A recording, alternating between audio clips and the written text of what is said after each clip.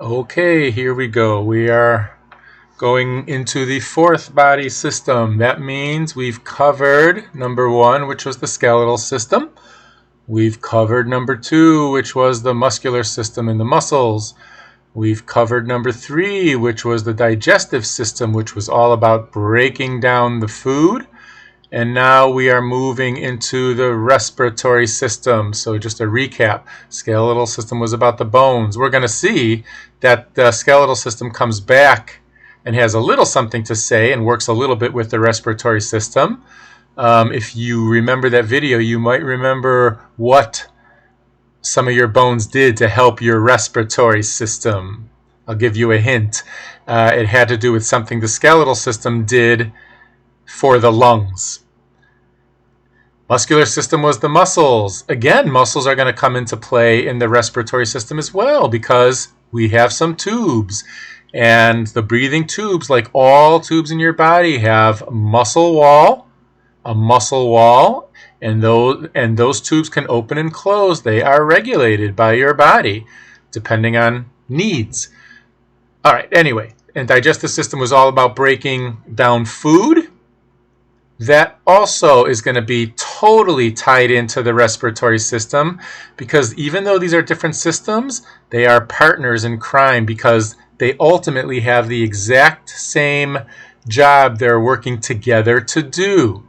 So the digestive system, I'll say it again, and the respiratory system are co-conspirators. They are working together to do a very important thing. They're working together. So think about that and think about what that might be. Working together, the digestive system and respiratory system. So let's get into respiratory system. Again, as always, structures and functions. And like the digestive system, there's a lot of structures that go into it. And this looks like, at first look, the digestive system because you see the mouth and you see a bunch of tubes going down, just like the digestive system. But actually, these are your breathing tubes. The respiratory system is all about getting air into your body, and we're going to see why your body wants to do that in the first place. But interestingly enough, these tubes are the breathing tubes. The food, so you might be wondering, like, well, where's the food tube? It looks just like this from the mouth. And actually, they start out with a common pathway. In the mouth, the air and food both go in. But somewhere right around in here, the two tubes split. And in front of your chest, on the front side, like closer to your skin on the front side, your breathing tube is going down towards your lungs. Just behind this, if we took this guy out, if we ripped out all the breathing tubes here, you would see the food tube, that esophagus, running just behind here. So there's going to be a lot of structures, and we'll talk about them in turn, just like we did. And then just like we did for the digestive system, we're going to talk about in detail about what's really going on. Great. We know it's all about breathing, but now we're going to go deeper. And really the question is, what in the heck are we breathing for? Why breathe? So I'll say the function is to breathe. It's about breathing. And that's what your prior knowledge probably would have told you if I asked you before going into any of this, what's the function of the respiratory system? Most of you would have said it's about breathing. And you would have been right. But just like I did with the digestive system, I'm going to make this a little bit more scientific. And I'm going to extend on what breathing is really all about, what it's really all about.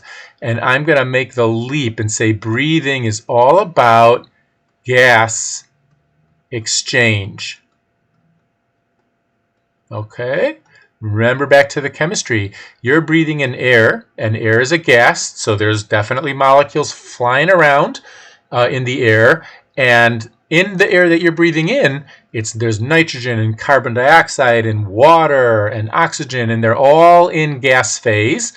And your body is breathing for one of those. And most of the air is actually nitrogen, but that is not what your body wants. You want, I think, most of the atoms or molecules in the air in the gas phase of air are nitrogen, but your body is actually looking for one that's a lot less abundant relative to nitrogen. It's wanting the oxygen. You're wanting to breathe for gas exchange, and one of those gases that you're going to be exchanging is oxygen, and we'll talk about what it's exchanging with in a minute. All right, so the function is all about gas exchange and breathing. So let's go into the structures, and this part's going to be quick. The tubes are just the tubes, and again, I don't care if you remember all these names. In fact, you're not going to remember all these names, but your larynx is right up in your neck. So this is the neck region. And this is your larynx, and it's your voice box. Like when you're talking, your vocal cords are in there vibrating and making the noises when you move the air past those vocal cords. That's your voice box. So this is your neck region. And then this region here is kind of getting to the bottom of your neck, or is around here. And then all this would be like really in your chest. All this is really in your chest area. So the air tubes go down, the air goes in. These little rings are actually cartilage. We didn't talk about that much. Maybe I said in the skeletal system video that your bone forms from cartilage. But this is like the stuff that's like at the tip of your nose. It's not rock hard like bone, but it's not soft either. Your ears are also that bendy, like plasticky, rubbery stuff that you feel at the tip of your nose, and in your ears is cartilage. So cartilage does provide support for the air tube. So it's got these rings, these bands of cartilage that help support the air tubes. But it's a hollow tube inside to move the air, and they branch and they branch and they branch. So the trachea is what's going down into your chest area, and they start branching into bronchi or bronchus. Each one of these is a bronchus. One goes into your left side, one goes into your right side, and they keep branching into bronchioles. Those are just smaller airways. So it goes, the major airway goes through your neck into your larynx. The trachea is kind of like your esophagus running straight down, and then the trachea branches into bronchus, and those branch into smaller bronchioles, and the branching just keeps going and going and going until the branches are so small that when you get down to these ending branches, you literally would have trouble seeing these with your eye, and we're getting down to the level of where you would need a microscope to see what these branches are doing. But they keep branching all the way down to microscopic levels, and they end in these little structures, these little like balloons at the very end that at that point are so small you do need a microscope to see them, and that's where all the stuff is happening in the lungs. So the end of the tube, so if this is one of the bronchioles that's getting really small that it would be hard to see with your eye, they finally branch out into these little, I'm kind of circling, they're just like little balloons, little sacs at the end, and those are called alveoli, and they are little, they have a thin wall, but they are filled with air. So they're tiny sacs, like little balloons, with air space inside. And when you take a big breath of air, you are literally inflating all of these little alveoli. And when you breathe out, they are all deflating a little bit and then moving the air out. So you inflate them when air is coming in, and then you breathe out and you deflate them a little bit to push air out. Actually, another I didn't really plan on talking about this, but another intersection of the muscular system with your airway system is you need to kind of open up the space for the air to flow in. Again, it's all about movement, so there's always muscles that are behind movement, and you need to open up space to create this extra volume for the air to rush in, and that is done by a muscle called the diaphragm. And that's like it's like above your belly, like right in the middle of your belly inside. It's called your diaphragm. And that muscle that's not one of the, you can control it, but you don't, like if you think, like if you want to start breathing heavy, you can actually have some control over the diaphragm. This is one of these weird muscles. Remember, some of them I said you can control and some you can't. This is one that does work on its own, like you don't think for each breath, but you do have some control. You can override it if you want to. It's really cool. Another intersection of a body system that we haven't gotten to is, you can see it right in this picture. You can see there's a close connection between all these blood vessels, these arteries and the veins. The arteries are red and the blue is veins. We haven't talked about circulatory system yet, but the blood vessels are definitely wanting to be around these air sacs, and we will see why in a second. But there's a lot of connections between the circulatory system as well. So this respiratory system, it's working with everybody. The skeletal system helps out by protecting the lungs, by forming a cage around the lungs. So skeletal system helps out. Circulatory system helps out. We're going to see why in a minute. But the gas exchange, the gases have to get into the blood. So you need those blood vessels to come right up to these little alveoli, to these air sacs, to do that gas exchange. So that helps with the gas exchange. The muscular system is helping out for a couple of reasons. These tubes can open and close if you really need to get a lot of air in. The smooth muscle around the walls, I'll write the smooth muscle in the walls of these tubes here can help open and close them to allow more air in when you need it. Remember, all your tubes have the wall of smooth muscle around it. And you also have the diaphragm, which helps basically open up the whole space where your lungs sit to allow the air to rush in when you're taking a breath in. That's the diaphragm. So you got smooth muscle and other types of muscle helping as well. So you're seeing now that we're getting into more body systems, you're seeing just how closely they all work together to make the whole machine of your body work. Now, let's just see what these alveoli are doing with regard to gas exchange. This is the last part, and we're almost done. This might be a shorter lecture than some of the others, but the alveoli are all about gas exchange. So we're going to go into that. Now, there's a few things that I do want to mention too about the gas exchange. And you can see, so here's an alveolus. So here's one alveolus. So I'll circle the word alveolus, and that's this sac right here. And it's got a thin wall. You can see the cells here lining the wall, but inside is just the airspace. And right around it, here's a blood vessel. So I'll write that. They're all working together. So this is a little blood vessel. And I should say, this whole thing is tiny. You would actually need a microscope to see this. And you have millions of alveoli, millions of these little balloons in your lungs. So your lungs are pretty much packed with millions of these alveoli, all doing gas exchange. So in the blood vessels, there's going to be a couple things I want to talk about. There's going to be waste products. You have some waste products from your body's cells, and that waste product is called carbon dioxide.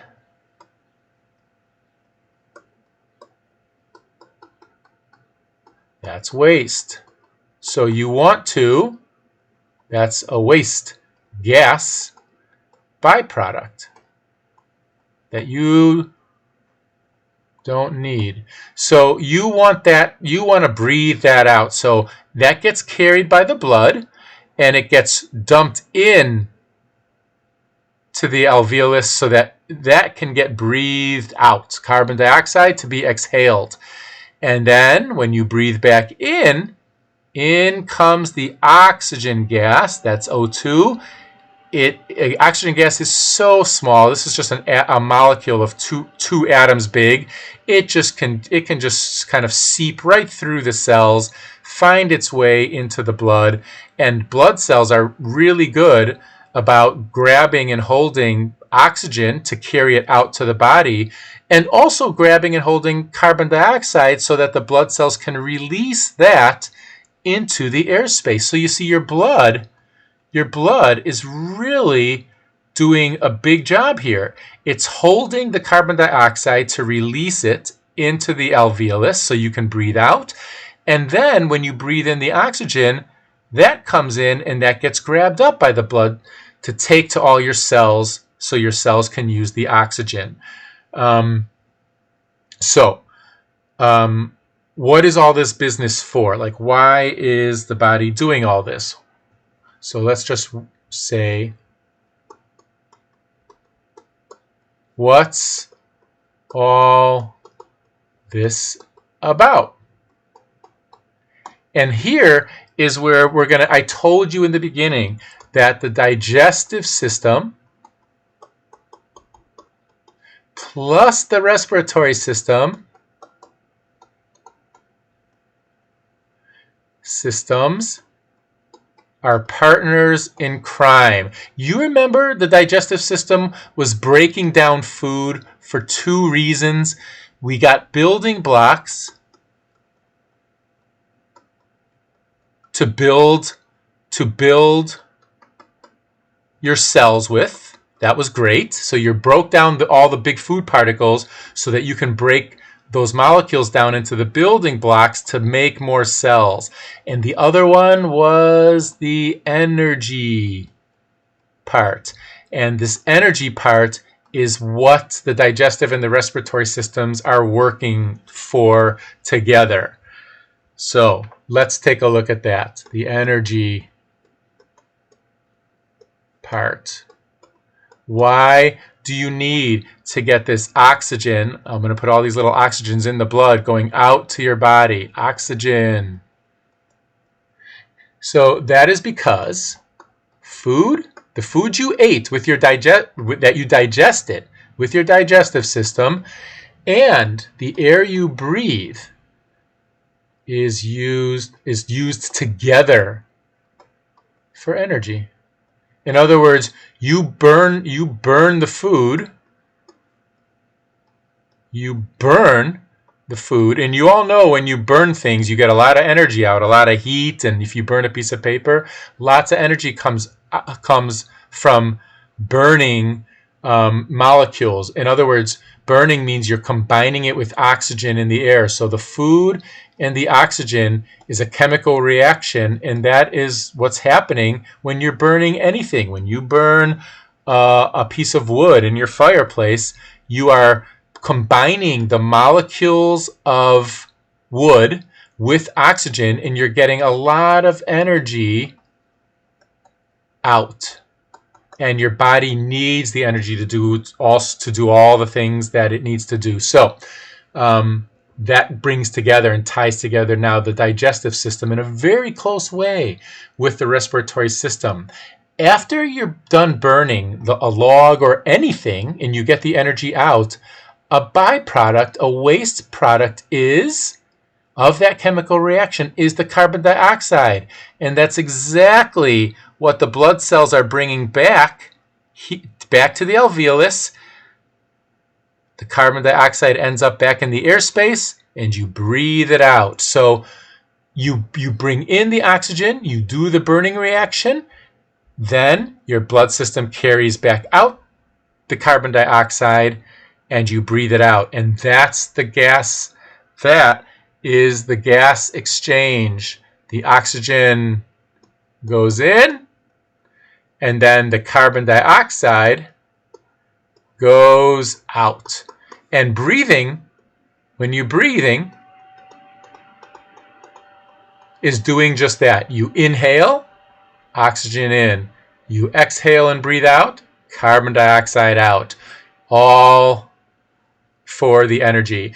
And it's funny, but coming back to the beginning, those two tubes that we talked about in the very beginning that are right next to each other going down, those are things we shove things into our faces and into our bodies that our bodies need, and the air is going in, and then the food is going in, and then they each go their own separate way, but then your cells kind of bring all those parts together and do the chemical reactions of burning those two things, the air and the food, to get energy, and that's occurring in the cells. And just to tie together some of what we did in our cells, that happens in the mitochondria.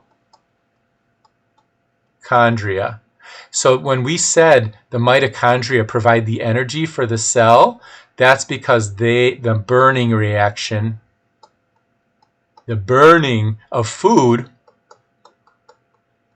happens in the mitochondria inside the cells. That's why the mitochondria were said to provide the cell's energy.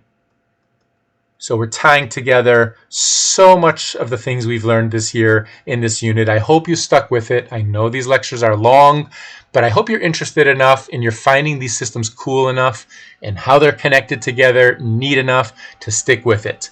If you are, great job. And that's it for the respiratory system.